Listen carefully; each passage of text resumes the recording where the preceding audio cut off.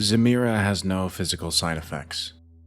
However, you may wish the side effects were physical. I picked up the prescription for Xamira on Monday.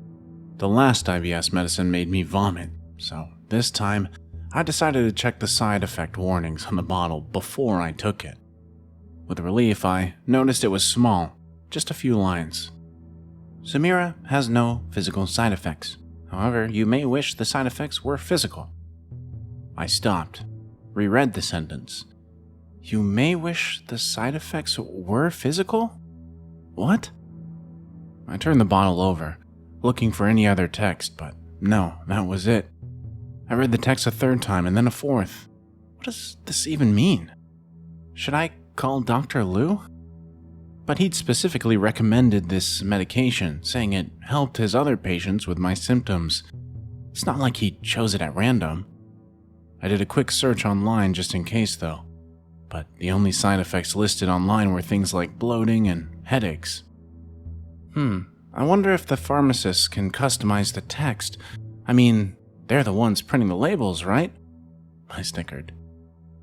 That's actually sort of funny. Not sure if it's legal or ethical to change the side effects of a medication, but I gotta give them points for creativity. I downed one of the little white pills, and it worked amazingly. I had none of my usual symptoms. I didn't have a stomachache, I wasn't bloated, I wasn't in pain. I felt seriously amazing, better than I had in years.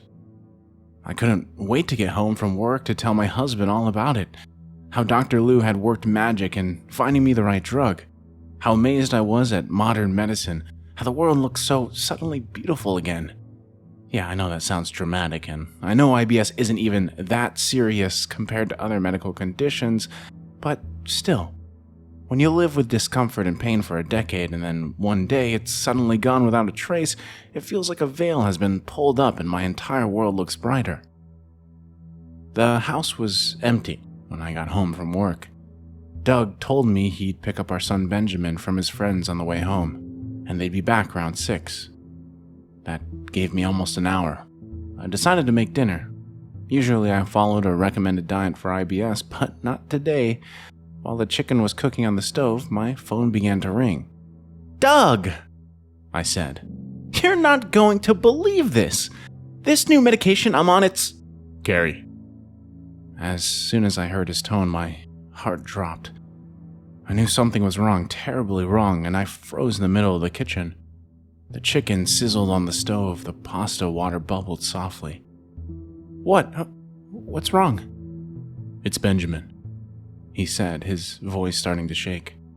I couldn't move. I couldn't breathe. He... Doug's voice broke.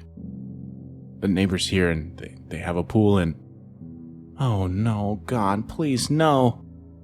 He kept talking, but I didn't hear it. Ringing filled my ears. I lowered myself to the floor, no longer able to stand. No, this can't be happening. This can't... We're home! I whipped around. The door was swinging open, and there was Benjamin, darting into the house, going straight for the TV. Doug followed him, balancing a pizza box in his hand, and the phone clattered to the floor. And when it did, the screen lit up. It was just on the home screen. There was no ongoing call. I ran over to Benjamin, felt his face. He felt real, and I scrambled back over to my phone and scrolled through the recent calls history. Nothing was there. What the fuck? Gary, are you okay? I heard Doug say, but his voice sounded so far away over the rushing in my ears. The medication, that little warning on the side of the bottle, you may wish the side effects were physical. Did the drug cause hallucinations? I think I need to go to the hospital, I choked out. As far as tests were concerned, I was fine. When I showed the doctor the pill bottle and he came back to the same conclusion I did. Wow, the pharmacist must have changed the text. He shook his head. He could lose his license for this. But the pills, they're definitely Xamira? They certainly look like it. They have the little X50 stamped on them.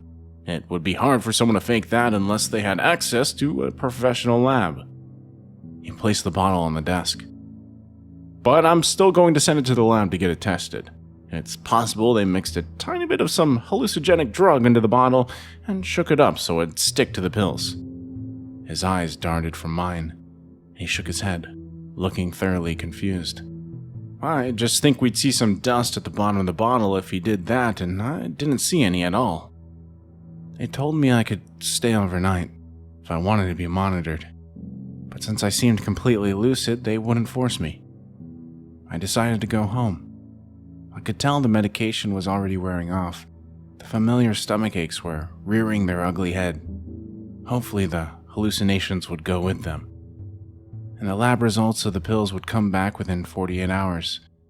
I spent the rest of the evening with Benjamin and Doug, so overwhelmingly thankful that I still had my wonderful little boy. I woke up with a start.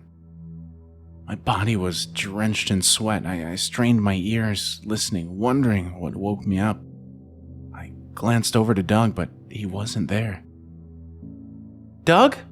I called out in the darkness. Nothing. I glanced at the bathroom and no light under the door. Quietly, I pulled myself out of bed and tiptoed to Benjamin's room. He was sleeping peacefully in his bed, snuggled under his Paw Patrol blanket. I was about to turn back to my room when I heard noise downstairs. Something between a cough and a groan. I froze in the hallway, every muscle in my body suddenly on high alert. "Doug?" I whispered. "Help!" A weak voice called out from downstairs. Doug's voice. I ran down the stairs, my feet slapping against the wood, but I saw it before I even entered the kitchen. A pool of dark blood, seeping along the floor, oozing onto the grooves of the tile. "Doug!" I screamed, breaking into a run. He was slumped over in a chair. His shirt was covered in blood. They broke in," he choked out, his voice growing weaker and weaker.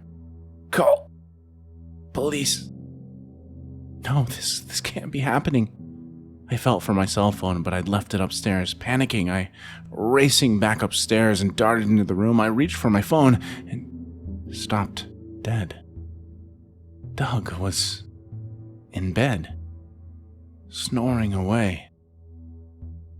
It was just another hallucination. Doug, he's okay. I sucked in a shaking breath. The bottle of Xamira. I remembered it was a once-a-day pill. The effects probably didn't wear off until its full 24-hour period had passed. Shaking, I climbed back into bed with him. "I love you," I whispered, before rolling over and closing my eyes. But I was wrong. In the morning, I woke up to an empty bed. I raced down the stairs, but I knew what I'd find. Before I saw it, a pool of blood, now dark and dried. Shards of glass scattered across the floor, glinting in the morning sun. A figure, slumped over in the kitchen chair. "Mom?"